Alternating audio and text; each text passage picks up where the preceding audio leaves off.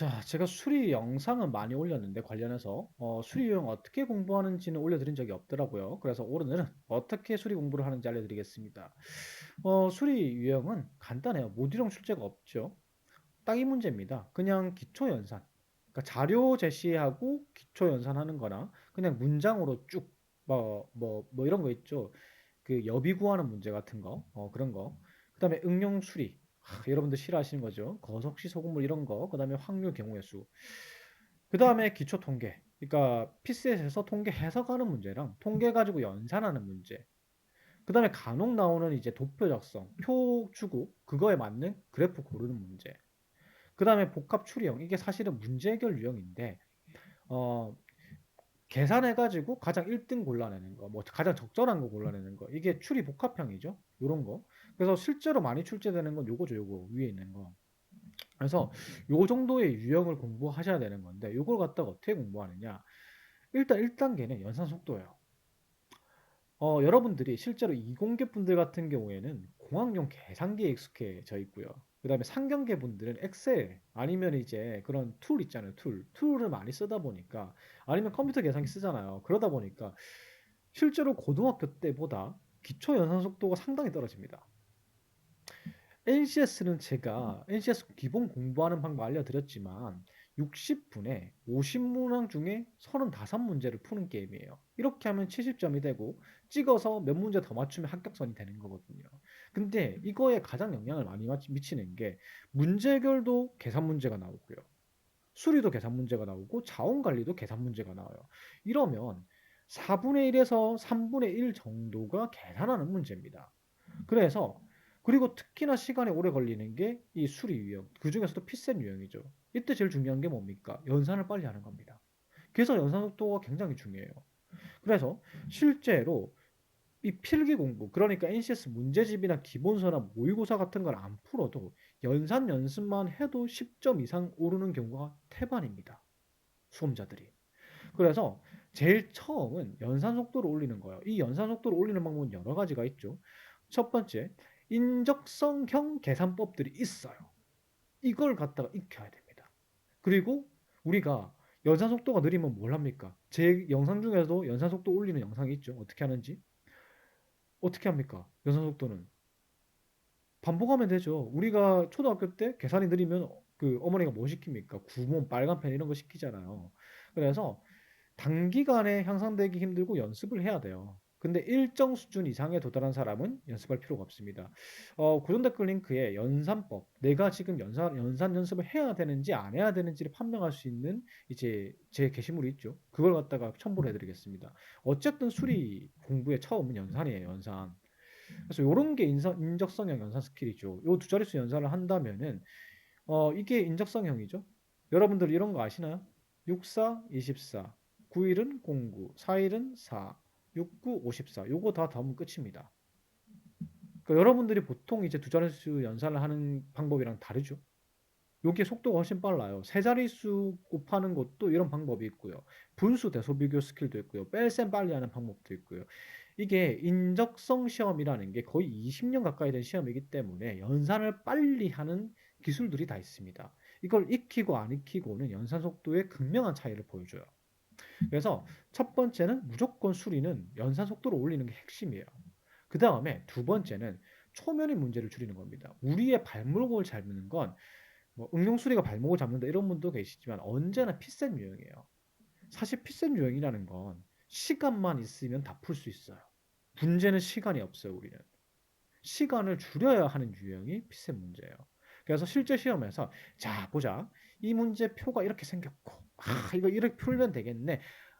라는 시간조차 아까워요. 어? 이거 봤는데 그래. 요거 해야지. 이렇게 돼야 돼요. 어디선 어디선가 실제 시험 치러 갔을 때 어디선가 본 듯한 표와 본 듯한 문제 유형이어야 돼요. 이래야지 속도가 확 빨라집니다.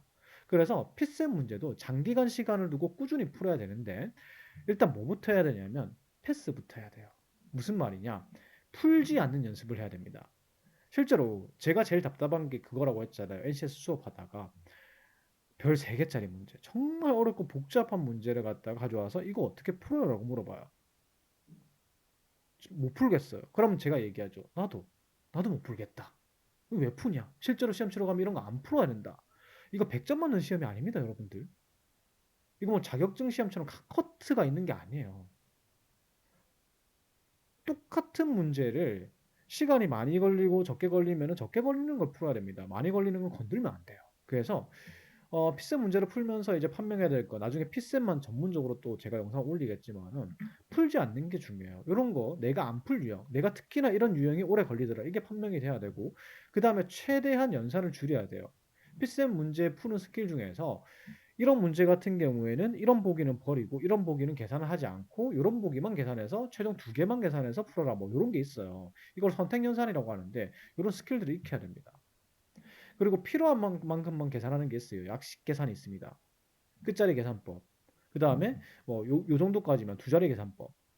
그 다음에 요것만 이제 계산할 때 뭐 1의 자리가 안 나오는 건 계산하지 않는다. 뭐 요런 거. 요런 약식 계산법이 있습니다. 요런 걸 익혀야 돼요. 그래서 피셋이 두 번째, 연산을 갖다가 한 다음에 초기에 공부할 때 피셋을 갖다가 꾸준히 하는데 그냥 피셋을 갖다가 많이 푼다고 되는 게 아니라 유형별로 어떻게 접근하고 초면의 문제를 줄여야 되고 계산을 최대한 덜 하는 연습을 해야 되고 패스할 건 패스하는 연습을 해야 되고 이런 것들을 해야 되는 거예요.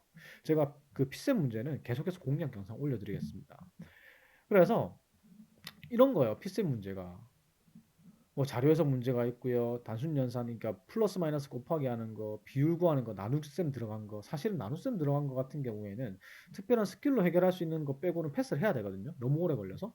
그다음에 주어지고 식에 대입해서 푸는 거. 그다음에 도표 만드는 거.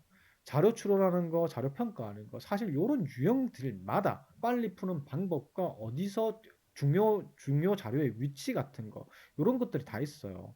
유형들마다 최소한의 계산법으로 푸는 방법, 주요 출제 포인트, 적절한 계산법, 정답을 고르는 스킬들이 다양합니다.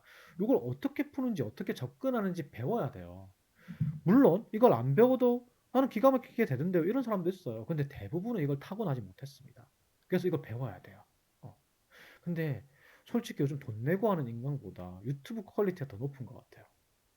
돈 내고 듣는 피셋 인강이요. 대부분 어떠냐면 그냥 이래서 이 위치에 이게 정답입니다. 이런 분들 많아요. 그래서 시간 같은 거 한번 들어보고 평도 보고요. 푸는 방법 알려준다 하는 걸 들어야 돼요. 인강 같은 거 들을 때는. 그 다음에 세 번째가 마지막 단계가 이제 응용술입니다. 그러니까 사실 연산 속도 올리고 피셋 유형의 시간을 줄이는 것만으로 어느 정도 수리는 성적이 많이 오릅니다. 많이 올라요. 덤으로 계산을 하는 자원 관리나 문제 해결에서도 계산하는 문제가 있죠. 이런 것들이 이제 올라요. 성적이 같이 올라요.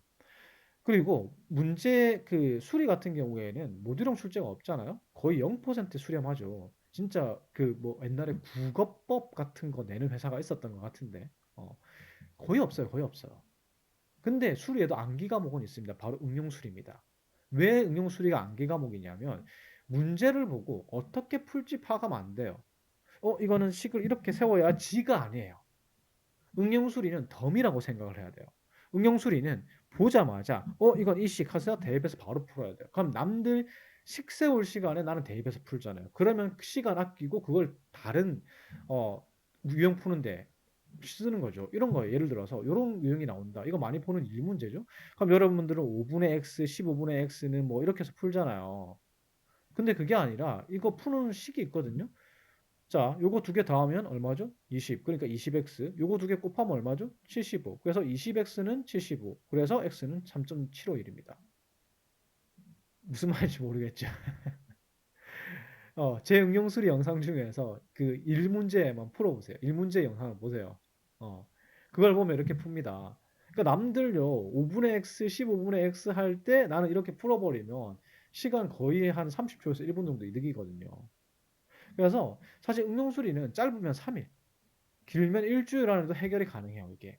암기 과목처럼 시험 직전에 공부하는 게 대단히 효율적입니다, 이게. 그래서 이게 수리 영역 다들 어려워합니다. 하지만 어려운 게 아니라 이건 계산이 싫은 거고 시간이 오래 걸리는 거예요. 즉, 근본적으로 계산 속도를 안 올리면은 이거는 해결이 안 됩니다. 첫 번째는 계산 속도예요. 그 다음에 너무 오래 걸리는 문제는 피하는 게 핵심입니다. 피하는 게 핵심. 그래서 학습 순서가 이래요. 초반에는 연산부터 올립니다. 제가 연산 연습반에 연습지랑 스킬들을 정리해 놓은 게 있습니다. 그래서 그거 이제 보시면 되고. 뭐 다른 분들도 제가 하는 영상들 제가 이제 제공해 드리는 영상들 말고도 그거 관련 영상 많아요, 유튜브에. 그다음에 피셋 유형별 학습. 이거는 저는 아직 많이 안 올렸는데 다른 분들 막 피셋 유형별로 올린 게 있어요. 그런 거 보시면 돼요. 요즘은 유튜브 콘텐츠도 좋은 게 많습니다. 그래서 유형에 익숙해지면서 이것도 반복이에요, 반복. 계속해서. 근데 이런 게 있어요. 연산법 따로 피셋 따로 있으신 분들이 있습니다. 실컷 이거 연산법 배웠는데 그거 피셋 문제에 적용하라고 그거 배우는 거거든요. 근데 못 쓰시는 분들이 계세요. 연습할 때 제가 감히 말씀드리는데 피셋 문제 연습할 때 시간 재놓고 하지 마세요. 연습할 때는 그건 모의고사 풀 때 시간 재서 푸는 거고 연습할 때는 시간 재서 푸는 게 아니라 최대한 천천히 풀어야 돼요. 천천히. 이 문제는 어떻게 접근하는 게 빠르지? 그리고 이 문제에서는 어떤 연산법을 빨리 푸는 연산법을 할 수 있지? 그걸 갖다가 연구하면서 풀어야 돼요. 그래서 그렇게 하루에 두세 문제씩 계속 한 달, 두 달을 하는 겁니다.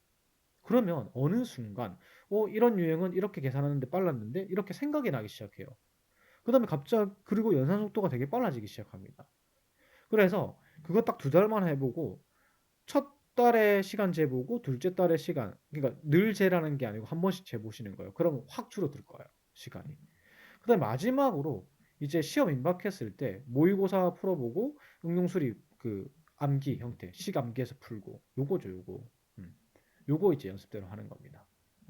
그래서 수리 연습은 요렇게 이제 연습을 하시라는 거 말씀드립니다.